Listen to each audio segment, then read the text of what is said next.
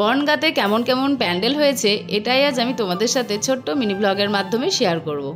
সপ্তমীর দিন বিকালবেলায় আমরা বেরিয়ে পড়েছিলাম, তখন বাজে প্রায় 3:30 মতন। পৌঁছেও গেছিলাম ওখানে খুব তাড়াতাড়ি। প্রথমে পৌঁছে গেছিলাম আয়রন গেট স্পোর্টিং ক্লাব। এই ক্লাবের প্যান্ডেলটাও দারুণ করেছে, যারা গেছো তারা তো জানোই।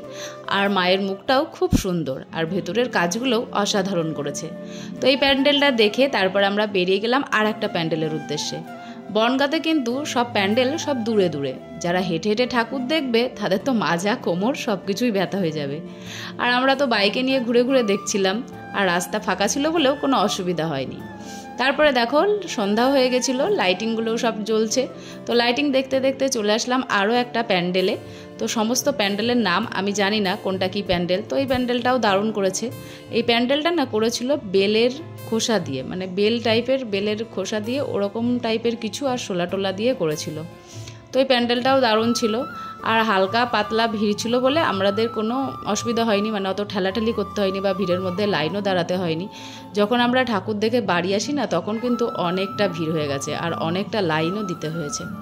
তো তারপরে চলে আসলাম এই প্যান্ডেলটা দেখে আরও একটা প্যান্ডেলে। আর এই প্যান্ডেলটা দেখো, এটা আয়না না টিন কিছু বুঝতে পারছি না। তোমাদেরকে তো বললাম বেলের খোসা টাইপের, এই দেখো এই টাইপের কিছু দিয়ে প্যান্ডেলটা করা হয়েছে। আর এখানে দেখো মায়ের মুখটাও খুব সুন্দর।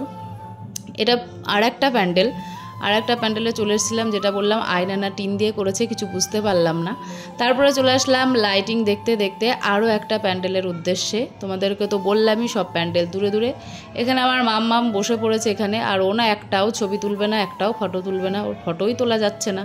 ওকে প্রথমে মেলায় ঢুকে ও বাঁশি দেখেছিল, সেই বাঁশি নেওয়ার বায়না করেছে। তো বাঁশি কিনে দেওয়ার পরে সারাক্ষণ শুধু বাঁশিই বাজিয়ে যাচ্ছে। তো এরপরে চলে আসলাম আরও একটা প্যান্ডেলে। আর এই প্যান্ডেলটা দেখো বাউল, মাকে পুরো সেই বাউল শিল্পীর মতন এরকমভাবে সাজিয়েছে। দারুণ হয়েছে প্যান্ডেলটার, মায়ের মুখটাও কিন্তু খুব সুন্দর হয়েছে। এরপরে চলে আসলাম আরও একটা প্যান্ডেলে। এই প্যান্ডেলটা দেখো মহাদেবকে নিয়ে করা হয়েছে, মানে মহাদেবের পুরো থিমটা হচ্ছে মহাদেবের, চারিদিকে শুধু মহাদেবের ছবি। আর এটা দেখো, আমি প্রথমে ঢুকেই ভেবেছিলাম এই ঠাকুমাটা হচ্ছে জলজান্ত মানুষ, কিন্তু না, এটা জলজান্ত মানুষ না, একটা হচ্ছে স্ট্যাচু বসানো আছে। কিন্তু যে সে দেখেই প্রথমে ভাববে এটা একটা জলজান্ত বুড়ি মানুষ বসে আছে। তো আমি তো প্রথমে দেখে তাই ভেবেছিলাম। আর এই দেখো মায়ের মুখটা। এরপরে চলে আসলাম আরও একটা প্যান্ডেলে। আর এখানে মামাম হচ্ছে গণেশ ঠাকুরের সামনে গিয়ে একটু নাচানাচি করছিল, তাই আমি একটু ভিডিও করে নিলাম। ও তো একটা ফটো আর ভিডিও কিছুই করতে দিচ্ছে না। তারপরে চলে আসলাম আরও একটা প্যান্ডেলে।